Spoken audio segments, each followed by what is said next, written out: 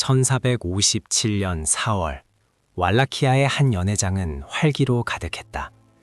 200명의 귀족 여성들이 비단 옷을 입고 남편들 곁에 앉아 와인을 마시며 부활절을 축하하고 있었다. 그러나 해가 뜨는 순간 그들의 남편들은 안뜰에 말뚝에 박혀 죽게 될 것이었다. 흙 한 번 만져본 적 없는 이 귀족의 딸들은 곧 죽음의 행진을 시작할 운명이었다. 그들 중 23살의 보아나라는 여인이 있었다. 결혼 2년 차. 그녀의 손은 와인잔보다 무거운 것을 쥐어본 적이 없었다. 하지만 일주일 안에 그 손은 짓무르고 손톱은 찢겨나가 뼈가 훤히 드러날 것이었다. 남편을 살해한 자를 위한 성을 짓기 위해 절벽으로 돌을 나를 때 말이다. 그녀는 몸의 옷이 썩어 문드러지고 더 이상 몸을 가릴 것이 없어질 때까지 일했다. 자신의 피와 나르는 돌을 구별할 수 없을 때까지. 보아나는 200명 중 한 명이었다. 그들 대부분은 그 산에서 죽음을 맞았다. 그리고 이것은 모든 것의 시작에 불과했다. 블라드 드라큘라가 여성에게 행한 일은 전쟁의 단순한 부수 효과가 아니었다. 그것은 하나의 전략이었고 메시지였으며 모든 것의 핵심이었다. 그는 어머니들을 딸들 옆에 나란히 말뚝에 박았다. 제대로 된 셔츠를 꿰매지 못했다는 이유로 아내들의 가죽을 벗겨내기도 했다. 여성들의 몸을 너무나 끔찍한 경고로 만들어 콘스탄티노플을 정복했던 오스만 제국의 술탄조차 그 모습을 보고는 군대를 돌릴 정도였다. 할리우드는 당신에게 성에서 여성을 유혹하는 뱀파이어를 보여주었지만 역사는 공공광장에서 그들을 파괴한 괴물을 보여주었다. 이것이 실제로 일어난 일이다. 블라드에게가 아니라 그들에게. 역사가 당신에게 결코 알리지 않으려 했던 바로 그 여성들에게 말이다.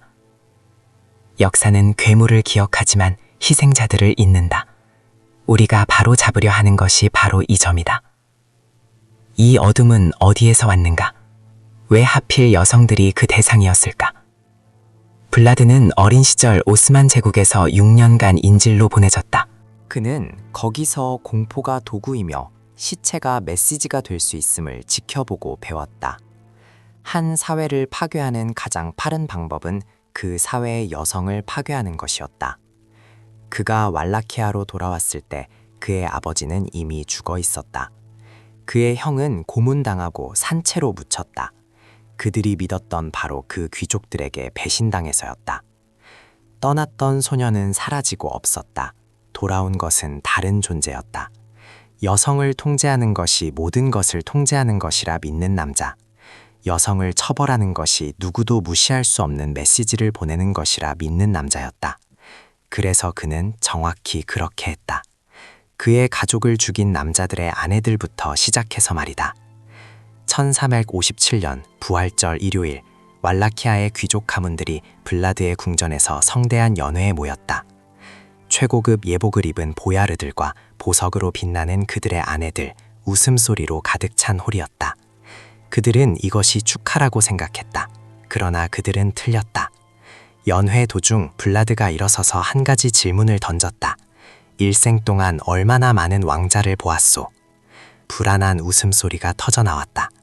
가장 젊은 귀족조차 7명의 통치자가 오고 가는 것을 보았고 가장 나이 많은 귀족은 30명을 목격했다. 각자 배신당하고 각자 살해당하고 각자 다른 꼭두각시로 대체되었다. 블라드는 천천히 고개를 끄덕였다. 그것이 문제요. 문이 쾅 닫혔고 경비병들이 쏟아져 들어왔다. 몇 분 안에 늙은 보야르들은 밖으로 끌려나가 안뜰에 말뚝에 박혔다. 비명소리가 돌벽을 통해 울려 퍼졌다. 보아나는 시아버지의 자비 구하는 소리를 들었다. 이윽고 침묵이 찾아왔다. 그러나 젊은 귀족들과 그들의 가족들에게 블라드는 다른 계획을 가지고 있었다. 여전히 부활절 비단옷을 입은 채 아내들과 딸들은 함께 쇠사슬에 묶였다. 보아나는 손목에 철이 너무 세게 조여 살을 파고드는 것을 느꼈다. 경비병이 그녀를 앞으로 밀쳤다. 그녀는 넘어졌다. 옆에 있던 여인이 그녀를 일으켜 세웠다. 행진하기 전 블라드는 그들에게 보게 했다. 안뜰에 말뚝에 박힌 그들의 남편들을. 몇몇은 빨리 죽었지만 몇몇은 아니었다. 보아나는 시체들 숲에서 남편을 찾았다. 그는 아직 살아있었고 여전히 그녀의 이름을 불렀다. 그녀는 그에게 행진하기 전 블라드는 그들에게 보게 했다. 안뜰에 말뚝에 박힌 그들의 남편들을. 몇몇은 빨리 죽었지만 몇몇은 아니었다. 보아나는 시체들 숲에서 남편을 찾았다. 그는 아직 살아 있었고 여전히 그녀의 이름을 불렀다. 그녀는 그에게 갈 수 없었다. 시선을 돌릴 수도 없었다. 그때 행진이 시작되었다. 북쪽으로 50마일, 숲을 지나고 진흙을 지나고 비를 맞으며 음식도 휴식도 없었다. 평생 마차로 여행했던 여성들은 이제 맨발로 바위 위를 비틀거렸다. 몇몇은 첫날 쓰러졌다. 경비병들은 멈추지 않았다. 그들을 끌고 갔다. 끌고 가는 것이 너무 느려지자 그들을 버려두었다. 늑대들이 나머지를 처리했다. 마침내 포에나리 성터에 도착했을 때 블라드가 기다리고 있었다. 너희 손으로 이 요새를 재건할 것이다. 카나쿠시노 연대기에 따르면 그들은 수개월 동안 일했다. 비단트레스가 가장 먼저 해졌다.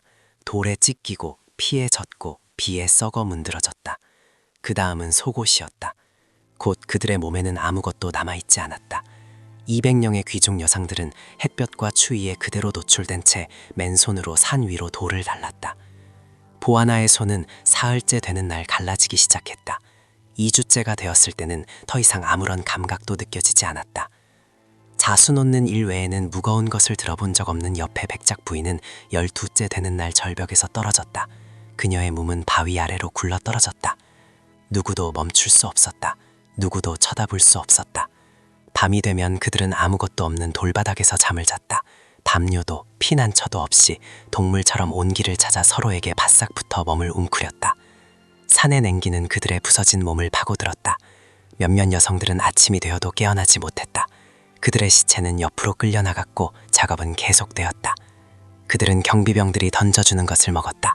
부스러기, 살점이 조금 붙어있는 뼈들, 웅덩이에 물이었다. 한때 하인들이 와인을 따라주던 여성들은 이제 흙탕물이 섞인 빗물을 놓고 다투었다.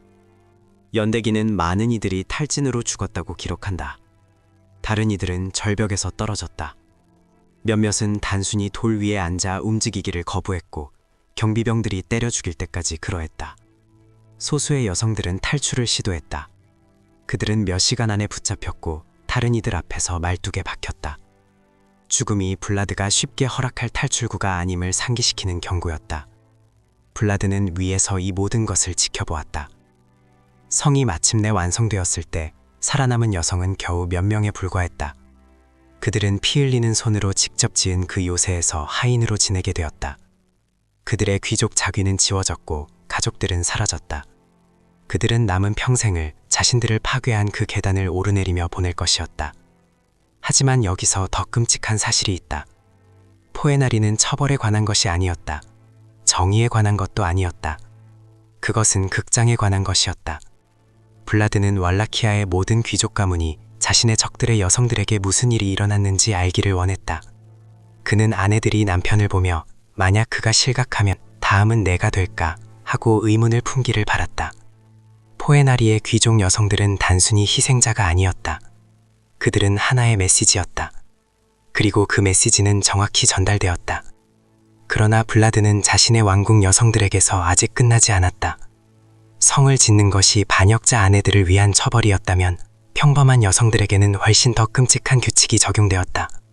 1456년에서 1462년 사이에 왈라키아의 여성으로 살았다면 당신은 끊임없는 공포 속에서 살았을 것이다.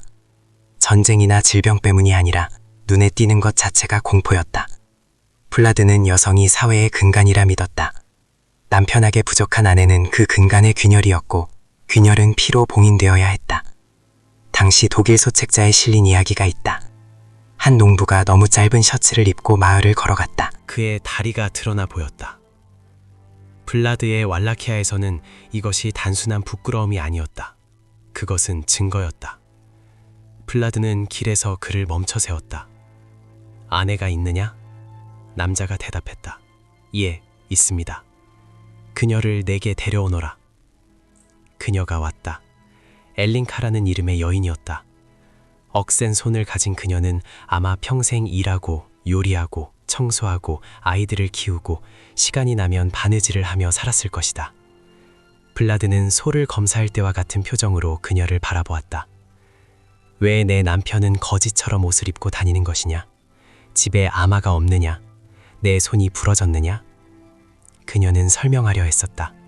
아이들을 돌봐야 했고 농장 일도 해야 했다. 시간이 충분하지 않았다. 항상 시간이 부족했다. 블라드의 반응은 즉각적이었다. 그들이 그녀에게 가한 행위는 몇 시간 동안 지속되었다. 마을 사람들은 강제로 지켜봐야 했다. 그것이 끝났을 때 그녀의 남은 몸은 광장의 말뚝에 박혀 올려졌다. 며칠 동안 그곳에 버려져 누구도 무시할 수 없는 경고가 되었다. 그리고 블라드는 아내가 없어진 그 농부를 위해 다른 여인을 찾아주었다. 그는 새 여인을 보며 천천히 말했다. 마을의 모든 사람이 들을 수 있도록. 그의 셔츠가 더 길게 만들어져야 할 것이다. 그렇지 않으면 너도 그녀와 같은 운명을 맞을 것이다. 이것이 블라드의 왈라키아에서 시행된 법이었다. 책에 쓰여진 것이 아니라 몸에 쓰여진 법이었다. 가늠한 아내들은 가족들 앞에서 가죽이 벗겨졌다. 남편들은 강제로 그 모습을 지켜봐야 했다. 너무 빨리 재혼한 과부들은 말뚝에 박혔고 그들의 시신은 교차로에 전시되었다. 그의 기준에 미치지 못하는 여성들은 연대기조차 자세히 묘사하기를 거부할 정도의 처벌에 직면했다. 한 기록은 불성실하다고 고발된 한 여성을 묘사한다. 블라드는 그녀를 광장으로 끌고 가라고 명령했다. 그들이 그녀의 몸에 가한 행위는 몇 시간 동안 계속되었다. 군중은 강제로 지켜봐야 했다. 그것이 끝나자 남은 몸은 경고로 말뚝에 박혀 올려졌다. 메시지는 절대적이었다. 너의 몸은 너의 것이 아니다. 그것은 너의 남편, 너의 가족, 그리고 공작의 것이다. 그들 중 누구라도 실망시킨다면 처벌은 상상을 초월할 것이다. 여성들은 필요한 경우가 아니면 집 밖으로 나가는 것을 멈췄다. 아내들은 느슨한 실밥이나 짧은 옷자락을 두려워하며 남편의 옷을 강박적으로 확인했다. 어머니들은 딸들에게 생존이 단 한 가지를 의미한다고 가르쳤다. 바로 눈에 띄지 않는 것. 이것은 뱀파이어의 통치가 아니었다. 이것은 인구를 통제하는 가장 빠른 방법이 여성을 공포에 떨게 하는 것임을 이해한 한 남자의 통치였다. 블라드가 잔인한 시대의 산물이었을까? 아니면 그보다 더 사악한 존재였을까? 결정하기 전에 그가 적국의 여성들에게 무엇을 했는지 보여주겠다.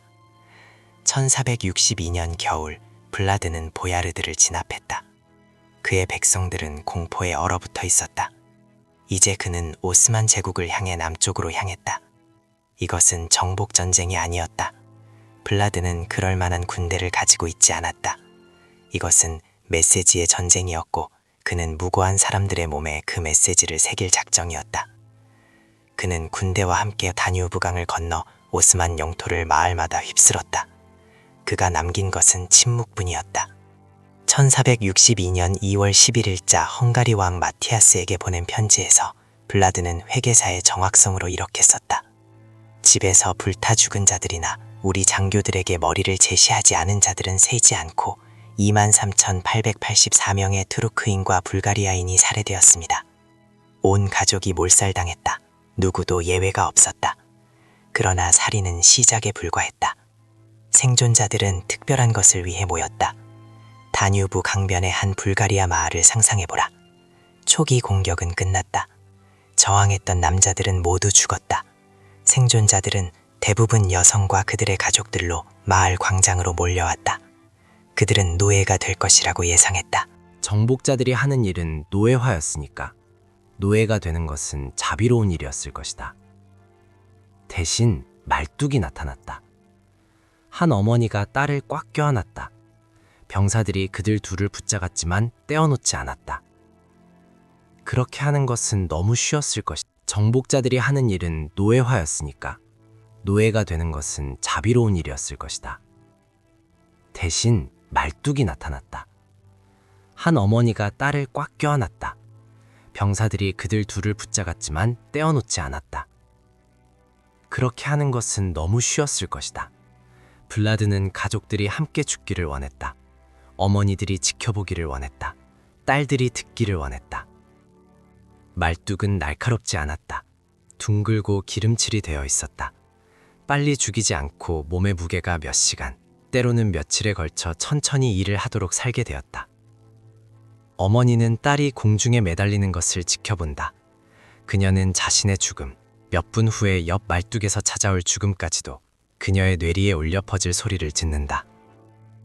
며칠 후 오스만 정찰병들이 도착했을 때 그들은 한 연대기 작가가 말뚝숲이라고 부른 것을 발견했다.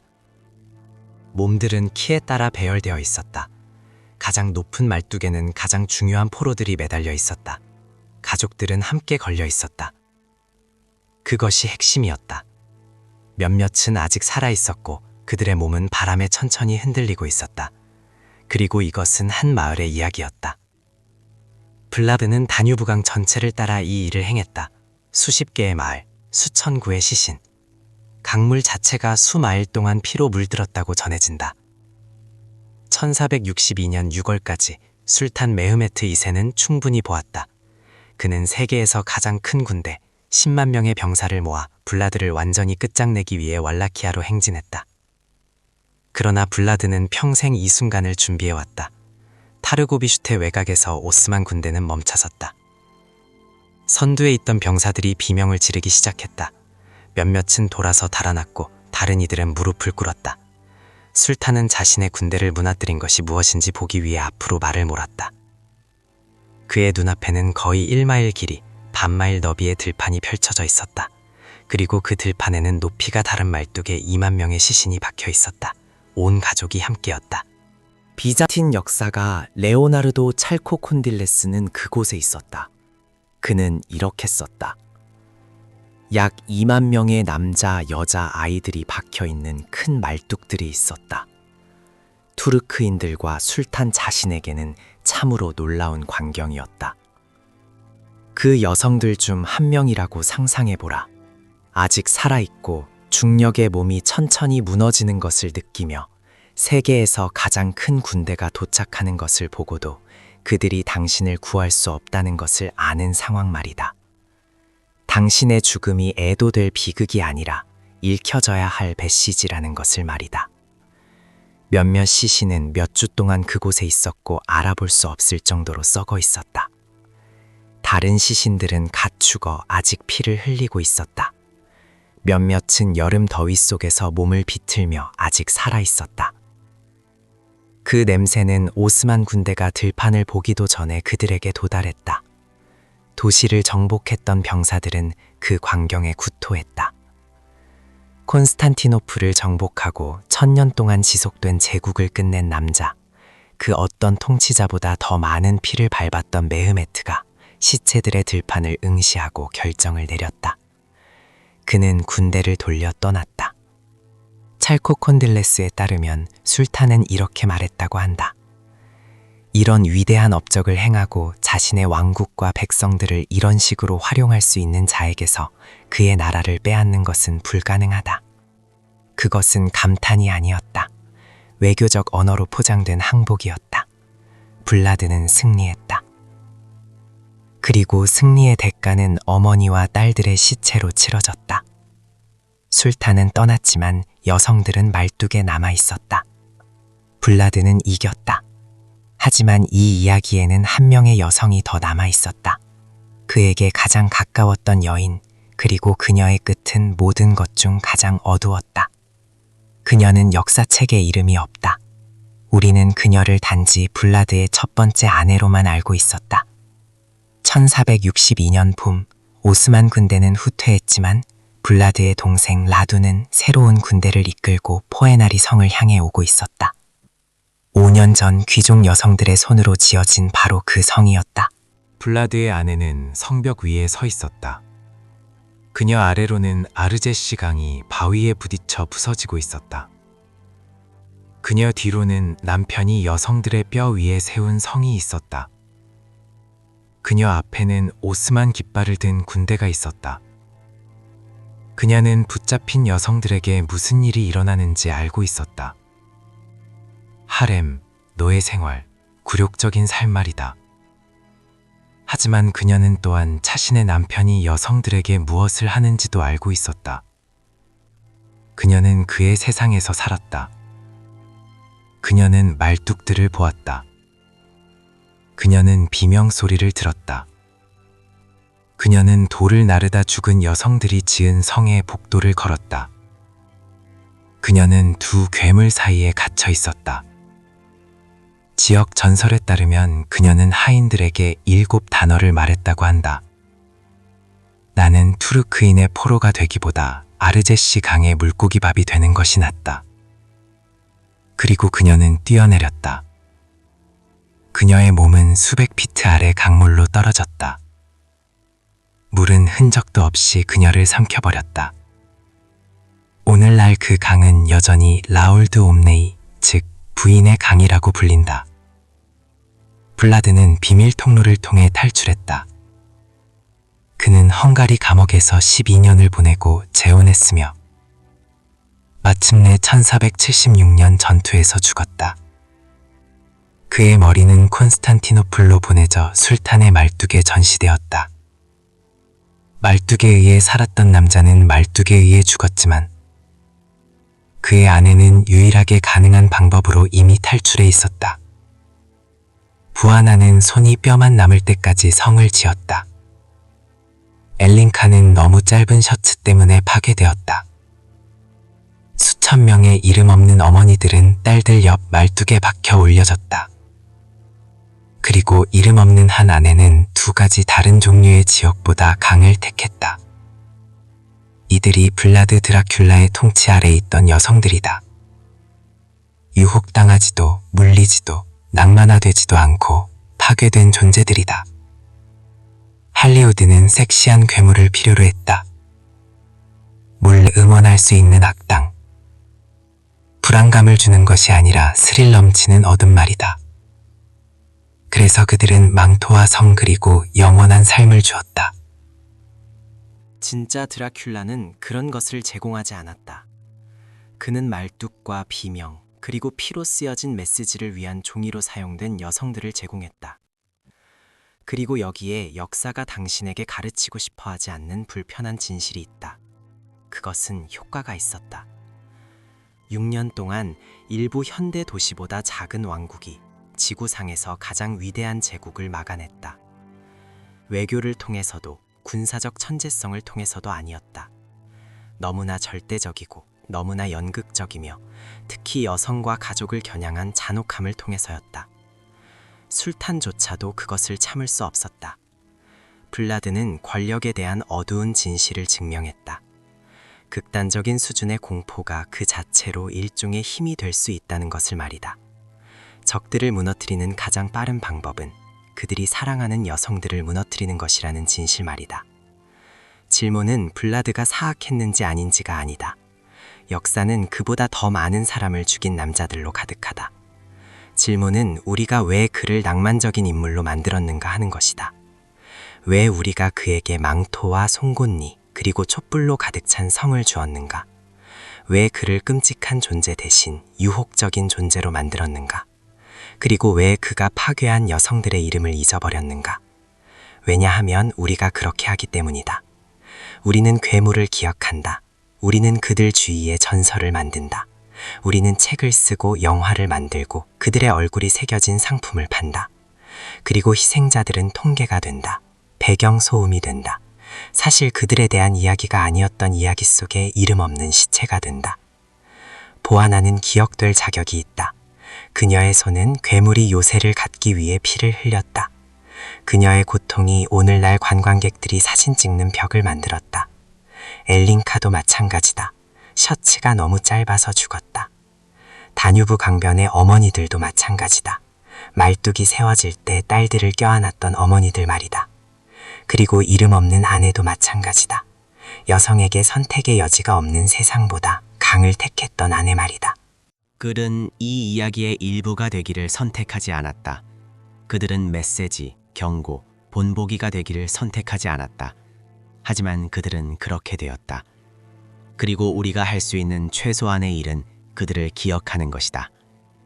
오늘날 관광객들은 포에나리 성으로 가는 1480계단을 오른다. 그들은 꼭대기에서 셀카를 찍는다. 기념품 가게에서 드라큘라 티셔츠를 산다. 트란실바니아의 뱀파이어에 대한 캡션과 함께 사진을 올린다. 그들은 자신들이 거대한 무덤 위에 서 있다는 것을 전혀 모른다. 그들의 발 아래 돌들은 보아나가 날랐던 것이다. 일하면서 비단 드레스가 썩어 문드러지고 딸들이 절벽에서 떨어지는 것을 보고도 멈출 수 없었던 어머니들이 날랐던 것이다. 그 산을 오르는 모든 발걸음은 누군가의 고통 위를 걷는 것이다. 모든 사진은 누군가의 무덤 위에서 찍힌다. 모든 미소는 여성들이 더 이상 비명을 지를 수 없을 때까지 비명을 질렀던 장소에서 지어진다. 할리우드는 당신에게 송곳니와 로맨스를 주었다. 역사는 당신에게 말뚝과 침묵을 주었다. 이제 당신은 그 차이를 안다. 그러나 블라드만이 여성에 대한 잔혹함의 힘을 이해한 유일한 통치자는 아니었다. 드라큘라가 태어나기 수세기 전에 이 공포를 완성한 제국이 있었다. 블라드를 거의 자비로워 보이게 만들었던 제국 말이다. 몽골족이 바그다드의 왕실에 가한 일은 세상에 대한 경고였다.